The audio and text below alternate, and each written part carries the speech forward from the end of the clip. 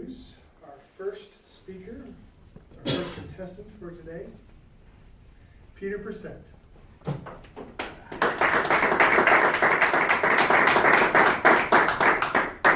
Will I ever be any good at this? Will I ever be any good at this, Peter Percent?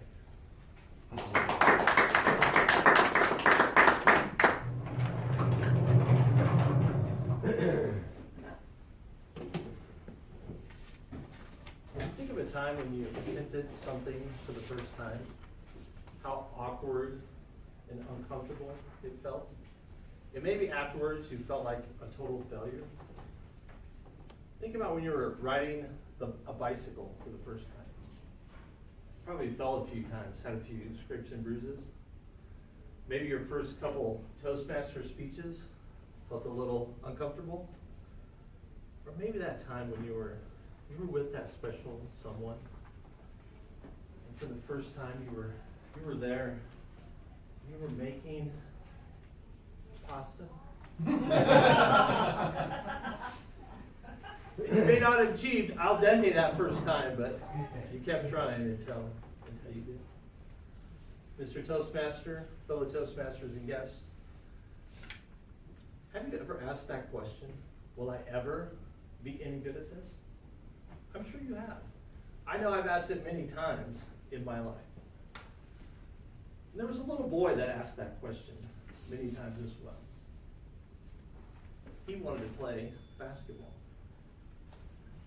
And he kept asking this question, will I ever be any good at this?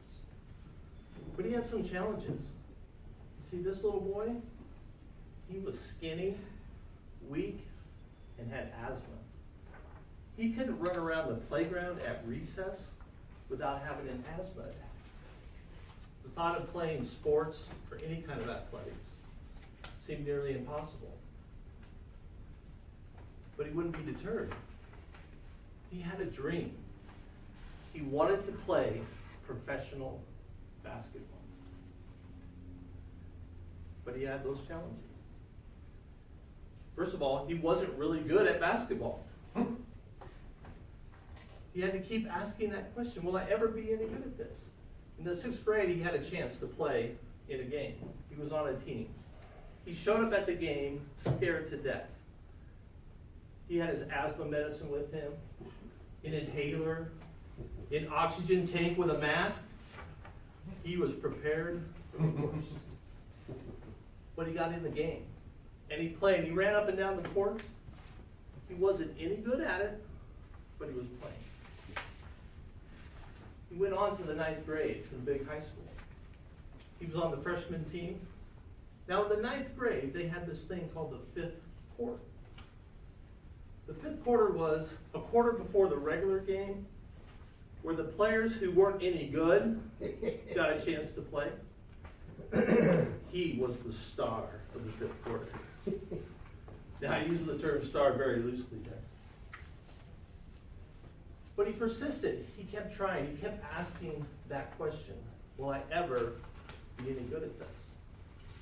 And you know what? Eventually he was.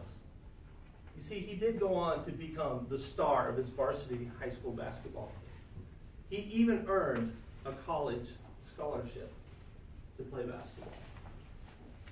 That's not bad for a skinny, weak asthmatic. But what about us? Will we ever be any good at this, whatever this is? How did he do it? How did he accomplish that? I think there's 3 really important things that he did to do that. First of all, he had a deep burning passion. He had a big why that burned inside of him that would get him up early in the morning, that would keep him up late at night. He was so driven and so motivated to accomplish this that he drove himself to continue to do it. What's your big why? What's motivating you to accomplish whatever this is? And he had to face some obstacles and fears. We all have those challenges in our path to accomplishing what we want.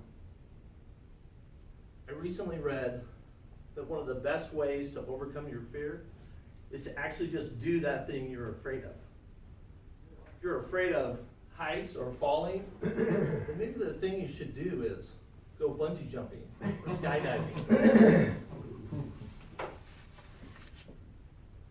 And thirdly, he had determination. He stuck with it. He never gave up. He kept asking the question, and he kept with it. What's getting you up early in the morning? What's motivating you to stick with it? Now you probably guessed it, who that little boy was. It was me. Now, I never played professional basketball, but I did get to play a lot of basketball at a really great level, and I loved every single minute of it. But the question is, will I ever be any good at this? Whatever this is for you. Now, I don't know if you will, but I do know this. If you want to, you better have a deep, burning passion, a big why that's inside of you, because you're going to have some courage to face the obstacles and the fear that's probably standing in your way. And remember this. Please remember this. Never, ever quit until you can say, yes, I am good at this. Mr. Toastmaster.